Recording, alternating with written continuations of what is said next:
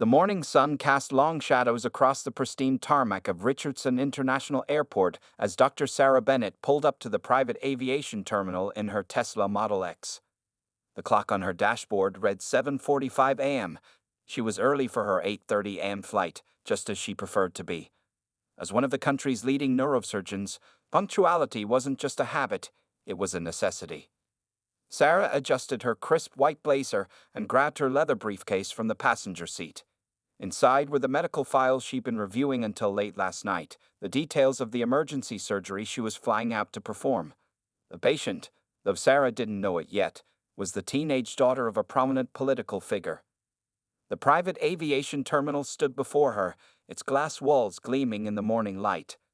Sarah had made this trip dozens of times before, flying out to perform emergency surgeries across the country. Her reputation for handling complex neurological cases had made her one of the most sought-after surgeons in the field.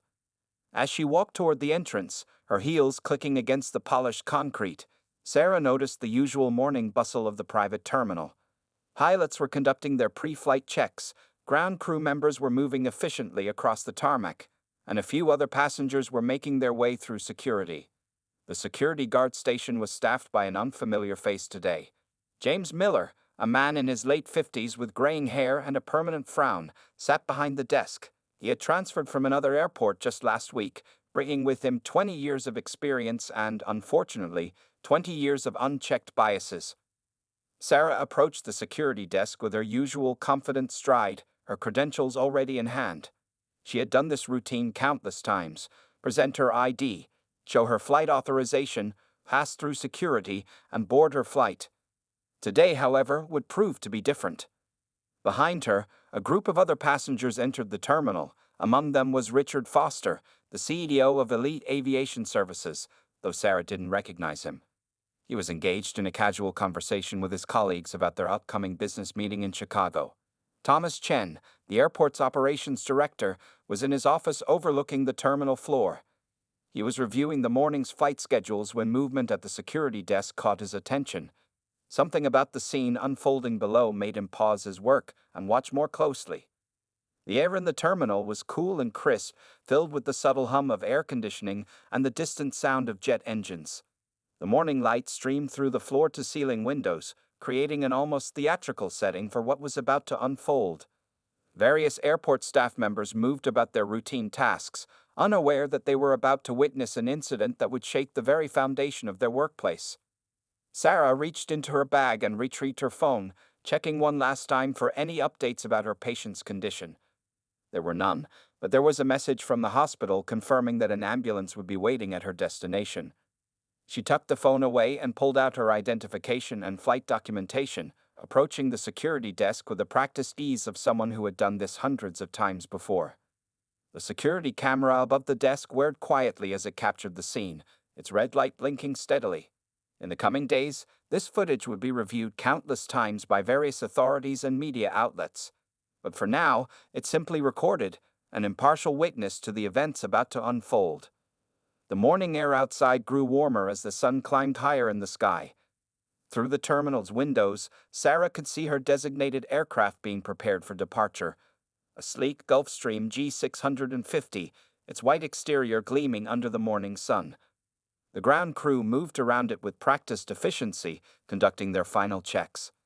Little did anyone know that this ordinary morning at Richardson International Airport was about to become anything but ordinary. The events that would unfold in the next few minutes would not only change lives, but would also spark a national conversation about prejudice, privilege, and power in modern America. As Dr. Sarah Bennett placed her credentials on the security desk, James Miller barely glanced at them. Instead, he fixed his gaze directly on her face, his expression hardening with each passing second. Behind Sarah, other passengers continued to stream into the terminal, many of them receiving quick nods from Miller as they passed through with minimal scrutiny. "I'm going to need to see additional identification," Miller said, his voice carrying a tone that made several nearby heads turn. He pushed Sarah's credentials back across the desk without even examining them properly. "And your flight authorization needs to be verified." Sarah maintained her professional composure, though she felt her heart rate quicken. She had never been asked for additional identification in all her years of flying through private terminals. "Sir, I have provided my medical license, government-issued ID, and the flight authorization from Elite Aviation Services. These are the standard requirements." Millard's response came with a dismissive wave of his hand. "Not good enough. How do I know these are real? Anyone could fake these documents." He raised his voice slightly, ensuring others could hear. "We have strict protocols here." Thomas Chen, still watching from his office above, reached for his phone. Something about the interaction below didn't sit right with him. He began recording while simultaneously sending a message to the terminal's security supervisor. Years of experience had taught him to trust his instincts. "I don't understand," Sarah said, her voice steady despite the growing tension. "I have flown from this terminal dozens of times. I'm a neurosurgeon heading to perform emergency surgery." She pulled out her phone, ready to show her hospital credentials and the emergency authorization. Miller stood up from his desk, his chair scraping loudly against the floor. "Ma'am, step aside. You're holding up other passengers." He gestured to the growing line behind her, where Richard Foster and his colleagues watched with increasing concern. A young pilot named Michael Rodriguez, who had flown with Dr. Bennett before, stopped his pre-flight routine when he noticed the commotion. He quickly approached the security desk, recognition clear on his face. "Dr. Bennett, is everything okay?" Before Sarah could respond, Miller cut in. "This is a security matter. Please step back, sir." His dismissive tone had grown even harsher. Richard Foster, who had been quietly observing, stepped forward from the line. "Excuse me," he said, his voice carrying the natural authority of someone used to being heard. "I couldn't help but notice what's happening here. I'm Richard Foster, CEO of Elite Aviation Services." Miller's face flickered with uncertainty for the first time, but he stood his ground. "Sir, I'm just following protocol. This woman's documentation needs additional verification." "Woman?" Foster raised an eyebrow. "You mean Dr. Sarah Bennett, one of our most frequent flyers and one of the country's top neurosurgeons?" The terminal had grown unusually quiet. Other passengers and staff had stopped to watch the scene unfold. The morning sun continued to stream through the windows, highlighting the tension in the air like dust motes caught in sunbeams. Sarah took a deep breath, her professional demeanor never wavering. "Mr. Miller, I understand you have a job to do. However, I also have a job to do. Right now, there's a patient waiting for emergency surgery, and every minute we spend here puts their life at greater risk." Thomas Chen had made his way down to the terminal floor, his phone still recording. He approached the desk with purposeful strides, his security badge clearly visible. The red light of the security camera continued to blink overhead, capturing every moment of the unfolding scene. Miller's face had grown red, but he remained obstinate. "I need to verify these documents through our system. It could take up to an hour."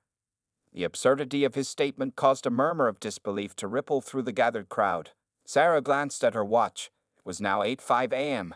Her patient couldn't afford an hour's delay. The tension in the terminal continued to build, like a pressure cooker about to release its steam. Thomas Chen's fingers trembled slightly as he continued recording the scene below. In his 15 years as operations director at Richardson International Airport, he had never witnessed such blatant discrimination. The video on his phone captured everything: Miller's aggressive stance, Dr. Bennett's composed professionalism, and the growing crowd of concerned onlookers. "Send backup to the private terminal immediately." Thomas spoke quietly into his radio, keeping his phone steady. "And contact airport police." He knew documentation would be crucial in what was quickly becoming a serious incident. The morning sun now filled the terminal completely, casting no shadows for anyone to hide behind. Every expression, every gesture, every moment of tension was clearly visible in the bright light. Thomas zoomed his phone's camera in on Miller's name badge, ensuring it was clearly visible in the recording. Meanwhile, more airport staff had gathered around the scene. Amanda Torres, a veteran flight attendant, recognized Dr. Bennett from previous flights. She stepped forward, her voice clear and confident. "I can vouch for Dr. Bennett. She flew with us just last week to perform emergency surgery in Boston." Miller's face twisted with frustration. "That's not protocol. Personal vouching doesn't count as verification." He shuffled some papers on his desk, deliberately avoiding eye contact with anyone. The time on the terminal's digital display now read 8:15 a.m. Dr. Bennett's patient was waiting, and every minute counted. Sarah reached into her briefcase and pulled out her hospital's emergency authorization letter, complete with gold seal and official letterhead. "This is a matter of life and death," she explained, her voice steady but urgent. "The patient I'm flying to treat is 13 years old. She has a rapidly growing brain tumor that needs immediate attention."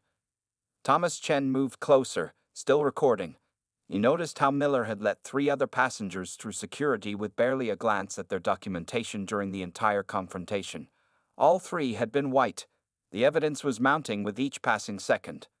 Richard Foster pulled out his phone and began making calls. "Yes, this is Foster. We have a situation at Richardson International. I need immediate authorization from head office." His voice carried the weight of authority and barely contained anger. The terminal's atmosphere had changed completely from the usual morning routine. Regular passengers stood watching, many with their phones out, recording the incident. Pilots delayed their pre-flight checks. Ground crew members paused their work. Everyone sensed they were witnessing something significant. Thomas's radio crackled to life. "Airport police are 2 minutes out," came the response. He nodded, keeping his camera steady. The security cameras overhead continued their silent vigil, capturing every moment from multiple angles. A young intern from the airport's administration office rushed up to Thomas, holding a tablet. "Sir, I pulled up Dr. Bennett's flight history," she whispered. "She's flown through this terminal 27 times in the past year alone, all documented and verified." Miller must have overheard because his face reddened further. He stood up straighter, trying to project authority he no longer commanded. "That's privileged information. You can't just—" "Actually, we can," Thomas cut in, speaking for the first time. "As operations director, I'm officially documenting this incident. Mr. Miller, your actions this morning appear to show a clear pattern of discriminatory behavior." The words hung in the air like suspended particles in the morning sunlight. Several people in the crowd nodded in agreement. Others murmured among themselves, their phones still recording. Sarah remained composed, though the strain of the delay was visible in her eyes. She checked her phone again, another message from the hospital about her waiting patient. The urgency of her mission weighed heavily against the necessity of confronting this injustice. Outside on the tarmac, the Gulfstream G650 stood ready, its engine silent but prepared for immediate departure. The ground crew waited anxiously, aware of the emergency nature of the flight. Through the terminal's windows, they could see the growing crowd and tension at the security desk. The distinctive sound of approaching footsteps announced the arrival of airport police. Thomas Chen's video captured their entry into the terminal, their badges glinting in the morning sun. The confrontation was about to enter its next phase, and everyone in the terminal knew they were witnessing a moment that would have far-reaching consequences. The arrival of airport police changed the atmosphere in the terminal instantly. 2 officers, Lieutenant Maria Ramirez and Officer Kevin Walsh, approached the security desk with measured steps. Their presence brought a professional calm to the tense situation. Richard Foster stepped forward to meet them, his CEO badge clearly visible. "Officers, we have a situation here that needs immediate attention. Dr. Bennett is scheduled for an emergency medical flight, and she's being unnecessarily delayed by discriminatory security practices." Lieutenant Ramirez nodded, taking in the scene. Her experienced eyes noted the crowd of witnesses, the many recording phones, and most importantly, the clear distress on Miller's face. "Can everyone please stay calm? We're here to resolve this situation." Thomas Chen stepped forward, still recording. "I have video evidence of the entire incident, Lieutenant. Mr. Miller has been selectively enforcing security protocols based on race. We have multiple witnesses who can confirm this." The morning sun now streamed directly through the terminal's eastern windows, illuminating the scene like a spotlight on a stage. Sarah stood quietly, her credentials still spread out on the security desk, while Miller shifted uncomfortably in his chair. Amanda Torres, the flight attendant who had spoken up earlier, approached the officers. "I can provide a statement. Dr. Bennett is a regular passenger on our medical transport flights. She's never had any security issues before today." Officer Walsh pulled out his notebook and began taking statements from the gathered witnesses. The pilot, Michael Rodriguez, stepped forward first. I've flown with Dr. Bennett numerous times. She's one of our most respected passengers.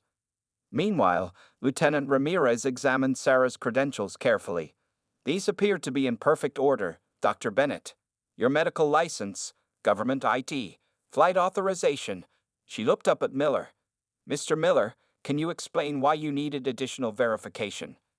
Miller's face had lost its aggressive confidence. He stammered, I was just following. There are protocols. Interesting, Lieutenant Ramirez interrupted. Because I just watched 3 other passengers pass through with less documentation than Dr. Bennett provided. She gestured to the security cameras overhead. And I'm sure the footage will confirm that. The terminal's digital clock now read 8:25 a.m.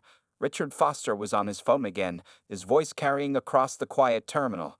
Yes, sir. We need immediate clearance. Yes, the senator's daughter. The surgery cannot be delayed. At the mention of senator's daughter, Miller's face went pale. The realization of exactly who Dr. Bennett was flying to treat seemed to hit him like a physical blow. Several gasps could be heard from the gathered crowd. Sarah spoke up, her voice calm but firm. While I appreciate everyone's support, my primary concern right now is my patient. Every minute we spend here increases the risk to her life. She's a 13-year-old girl who needs immediate surgery, regardless of who her parents are. Lieutenant Ramirez made a quick decision. Dr. Bennett, please proceed to your flight. Officer Walsh will escort you. She turned to Miller. Mr. Miller, you're being temporarily relieved of your duties pending a full investigation. 2 airport security officers, who had arrived moments earlier, took up positions near Miller's desk. Thomas Chen stopped his recording and quickly began sending the video to airport administration and his own email for backup. As Sarah gathered her credentials, the crowd of witnesses began to applaud. The sound echoed through the terminal, a spontaneous show of support that brought tears to several observers' eyes. Even some of the maintenance staff, watching from the tarmac through the terminal windows, joined in. Michael Rodriguez rushed ahead to start the pre-flight checks on the Gulfstream. Amanda Torres quickly organized the flight paperwork. The entire airport staff seemed to move with renewed purpose, all focused on making up for lost time. Officer Walsh escorted Sarah through security and toward her waiting plane. As they walked, he spoke quietly. My sister's a surgeon too, Dr. Bennett. Thank you for standing your ground. Some battles need to be fought, even when there are other urgencies. Behind them, Lieutenant Ramirez was reading Miller his rights. The morning sun continued to stream through the windows, but now it felt less like a spotlight and more like the dawn of change. The incident would soon make headlines, but for now, the priority was getting Dr. Bennett to her patient. As Dr. Bennett's plane prepared for takeoff, the story of what had transpired in the terminal was already spreading like wildfire. Richard Foster stood in his office, his face grim as he spoke on the phone with Senator William Anderson, whose daughter awaited Dr. Bennett's expertise. Yes, Senator, Dr. Bennett is on her way now, Foster explained, watching through his window as the Gulfstream taxied toward the runway. There was an unfortunate incident with security, but it's been resolved. He paused, listening to the senator's response. Yes, sir, I understand completely. We're launching a full investigation. Meanwhile, in the main terminal, Thomas Chen sat at his desk, reviewing the video footage he had captured. His assistant, Jenny Park, knocked on his office door with an urgent expression. Sir, you need to see this, she said, placing a folder on his desk. We've pulled Miller's employment history. The folder contained a disturbing pattern. Multiple complaints had been filed against Miller at his previous position, all carefully buried under bureaucratic paperwork. Thomas felt his stomach tighten as he read through the documents. This wasn't just one isolated incident. It was part of a larger problem that had been ignored for far too long. On the Gulfstream, now cruising at 40,000 feet, Sarah reviewed her patient's medical files again. Emily Anderson, the senator's daughter, had been diagnosed with a rare form of brain tumor that required immediate attention. The irony wasn't lost on Sarah. The same man who had tried to block her from boarding was now learning that her patient was one of the most influential families in the country. Back at the airport, the media had gotten wind of the story. Local news vans began arriving at the airport's main entrance, their satellite dishes reaching toward the sky like metal flowers seeking the sun. Lieutenant Ramirez stood at the security desk, now staffed by a different officer, dealing with the growing press interest. We can confirm that an incident occurred this morning involving discriminatory security practices, she stated carefully to the gathered reporters. The staff member in question has been suspended pending investigation, and we are cooperating fully with airport administration and elite aviation services. In the airport's administrative offices, a crisis management team had assembled. Richard Foster sat at the head of the table, his usual composed demeanor showing signs of strain. This isn't just about one security guard's actions, he explained to the gathered executives. This is about systemic issues that we need to address. Thomas Chen presented his video evidence to the team. The footage was damning, showing clearly how Miller had waved through other passengers while targeting Dr. Bennett for excessive scrutiny. The room fell silent as they watched the events unfold on the large screen.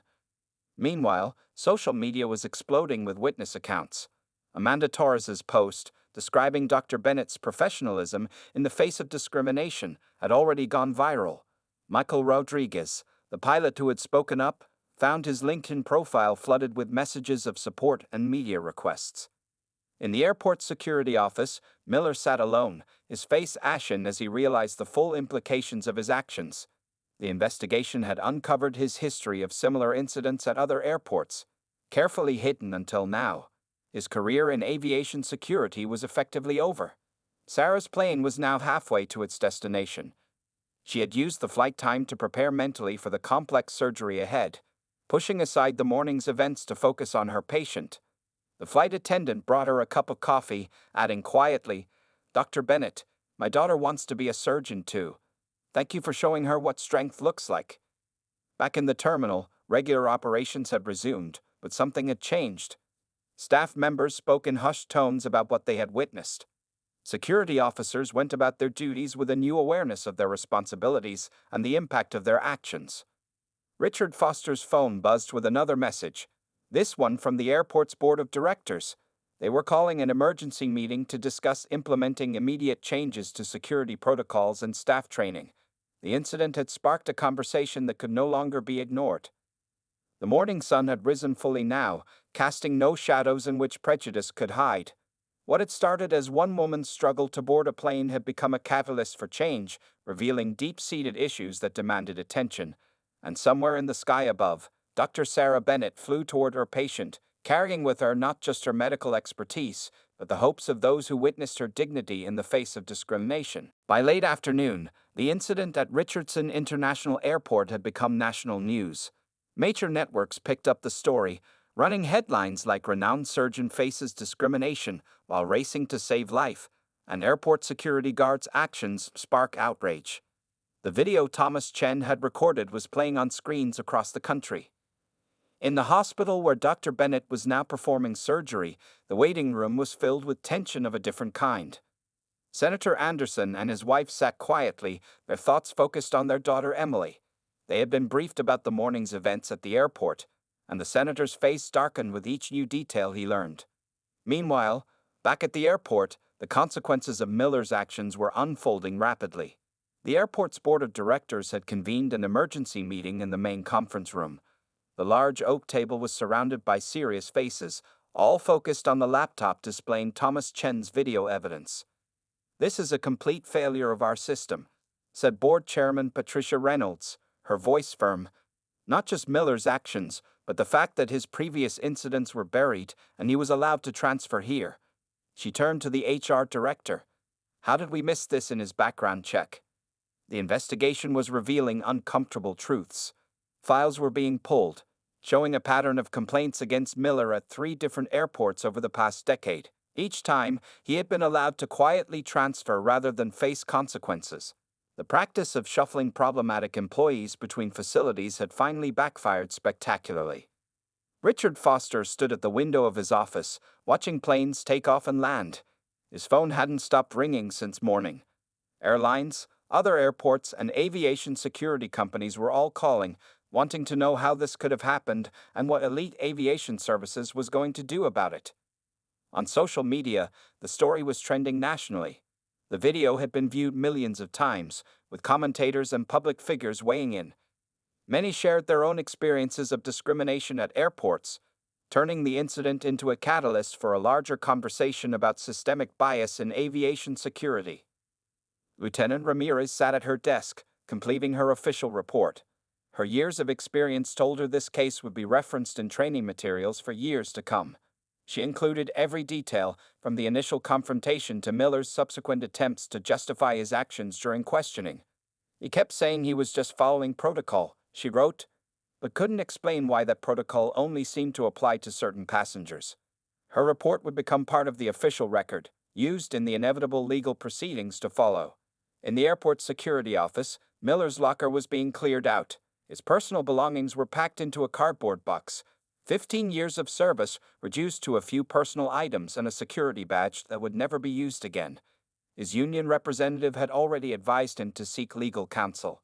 Thomas Chen received an email from the Aviation Security Administration requesting copies of all documentation related to the incident. They were launching their own investigation into security practices at multiple airports.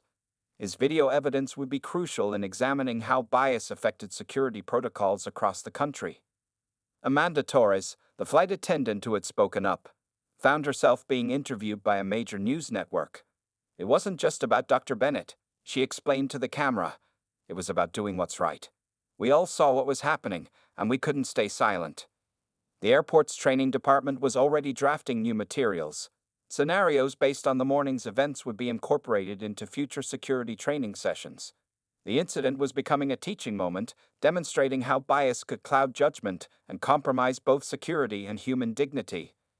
By evening, Elite Aviation Services had issued a formal press release announcing Miller's termination and outlining immediate changes to their security protocols. The company promised a complete overhaul of their hiring practices and the implementation of mandatory anti-bias training for all security personnel. As the sun set over Richardson International Airport, the day's events had set in motion changes that would ripple through the aviation industry. What began as one security guard's discriminatory actions had exposed systemic problems that could no longer be ignored. The consequences were just beginning to unfold, and everyone knew that tomorrow would bring new challenges in addressing these deep-rooted issues. 1 week after the incident, Richardson International Airport looked the same on the surface, but profound changes were taking place behind the scenes. The morning sun illuminated new signs at every security checkpoint, clearly stating the passengers' rights and the complaint procedure for any discriminatory treatment. In the main conference room, Richard Foster stood before a group of 50 security personnel, all attending the first session of mandatory anti-bias training. What happened last week was a wake-up call, he began, his voice carrying the weight of someone who had spent sleepless nights dealing with the aftermath. Today, we start making real changes. The training was being conducted by Dr. Maria Hernandez, a respected expert in workplace diversity and inclusion. She had been specifically chosen for her practical approach to addressing systemic bias. As she spoke, the security officers took notes, many of them nodding in recognition of situations they had witnessed but hadn't known how to address. Meanwhile, in her office at Central Hospital, Dr. Sarah Bennett was reviewing the latest brain scans of Emily Anderson, who was recovering well from surgery. The teenager's prognosis was excellent, but Sarah's mind kept returning to the events at the airport. Her phone contained dozens of messages from medical professionals across the country, sharing similar experiences. Thomas Chen had been promoted to head of security operations, a new position created specifically to oversee the implementation of reformed security protocols. He sat at his desk, reviewing applications for the newly formed Passenger Advocacy Board. The board would include representatives from various communities to ensure security measures were both effective and equitable. We need voices from all backgrounds, he explained to Jenny Park, who was helping organize the applications. This isn't just about preventing discrimination, it's about building a security system that works for everyone while treating everyone with dignity. In the airport's main terminal, new training sessions were being conducted hourly. Security staff learned to recognize their own biases and were given practical tools to ensure fair treatment of all passengers. Role-playing exercises helped them understand how their actions could impact travelers' experiences. Amanda Torres had been appointed to lead a new flight crew initiative focused on supporting passengers who experienced discrimination. We're the eyes and ears of the aviation industry, she told her colleagues during a briefing. If we see something wrong, we have a responsibility to speak up. The press coverage had evolved from reporting on the incident to examining its broader implications.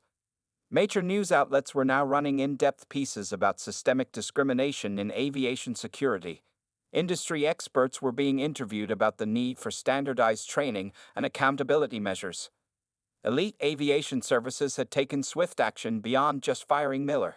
They established a zero-tolerance policy for discriminatory behavior and created a rapid response team to handle any future incidents. The company also set up a scholarship fund for minority students interested in aviation careers, naming it after Dr. Bennett. Sarah had initially been reluctant to let the scholarship bear her name, but Richard Foster convinced her of its importance. "Your experience has become a catalyst for change," he told her during a phone call.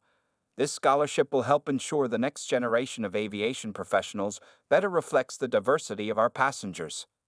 The aviation industry as a whole was responding to the incident. Other airports began reviewing their own security practices and implementing similar changes. The Federal Aviation Administration announced plans to review security training requirements across all U.S. airports. In the employee break room, a group of security officers discussed their new training during lunch. "It's making us think differently," one officer admitted.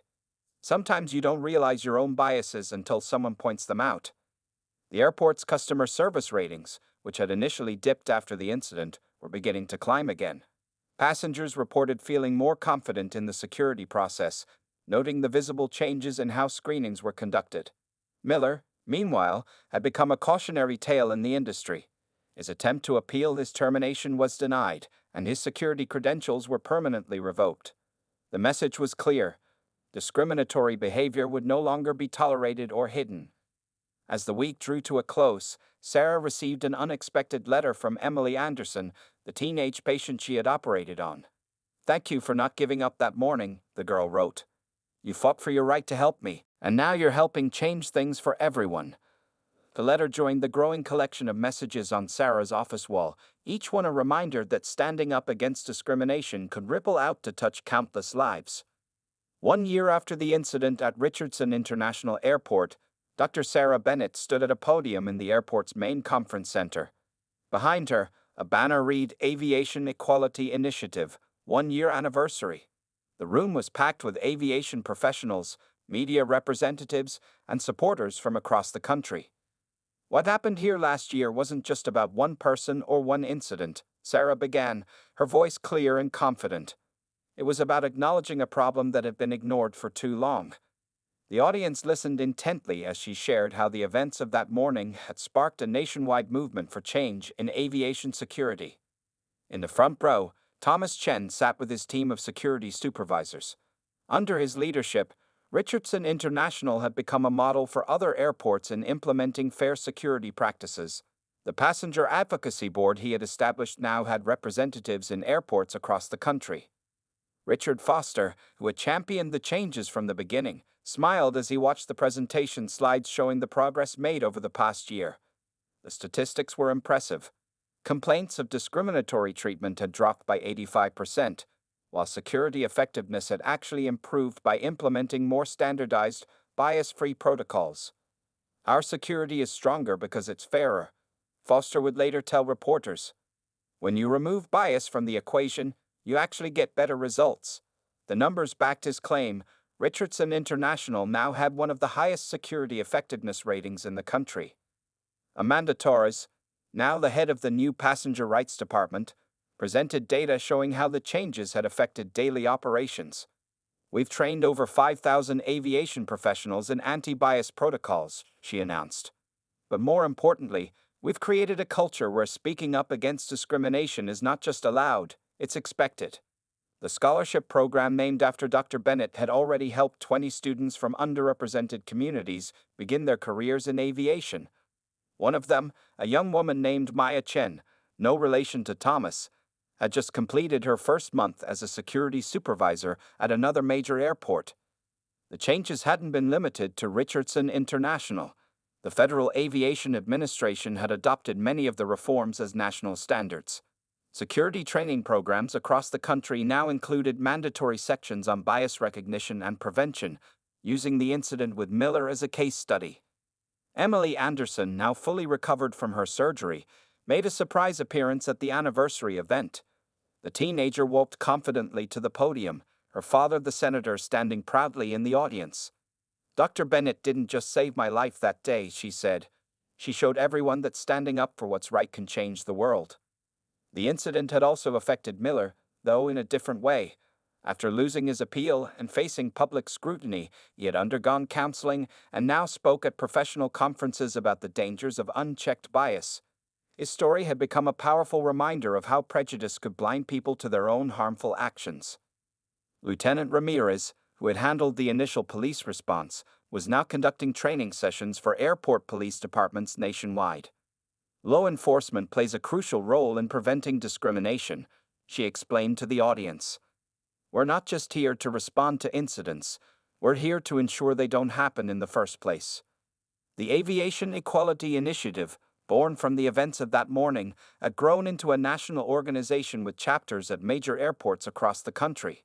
Its mission was simple: ensure that air travel was equally accessible and respectful to all passengers, regardless of their background.